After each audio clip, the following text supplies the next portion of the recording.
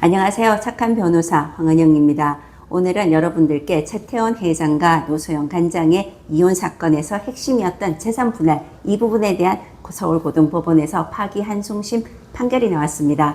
최 회장은 노 간장에게 9,440억 원을 현금으로 분할해 지급하라 이렇게 판결을 한 것입니다. 자, 최태원 회장과 노소영 간장은 두 사람의 사회적인 위치나 그리고 이 소송의 중요성 그리고 그 규모면에서는 이른바 세기의 이혼이다 이렇게 별칭이 붙었습니다. 왜 이런 중요한 사건에서 이 금액이 어떻게 계산이 되었을까요? 사실은 일반인은 이 금액을 듣기만 해도 천문학적인 숫자입니다. 이 소송에서 쟁점이 SK 주식을 분할을 하느냐 말아야 되느냐, 분할을 한다면 어떤 방법으로 분할을 해줘야 되느냐, 이것이 쟁점이었던 겁니다.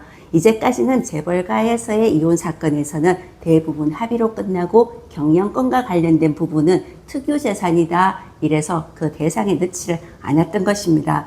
최 회장과 노소영 간장의 이혼 사건은 사실은 2017년부터 시작된 9년을 끌어오고 있는 사건입니다. 여기서 역시 SK 주식의 이 부분에 대해서 계속 다툼이 벌어졌던 겁니다.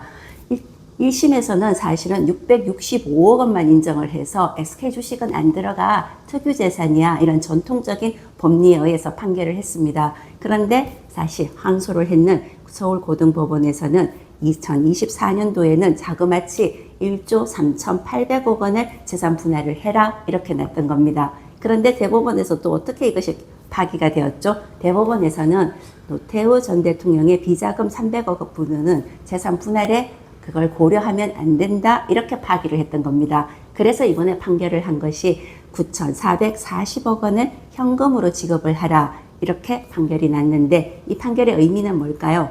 일단은 실무적으로 본다면 재벌가에서 경영권과 관련된 주식 이것도 분할의 대상이 된다 하는 것에 대해서 이론이 한번 정립이 되었다는 게 가장 큰 의미가 있습니다.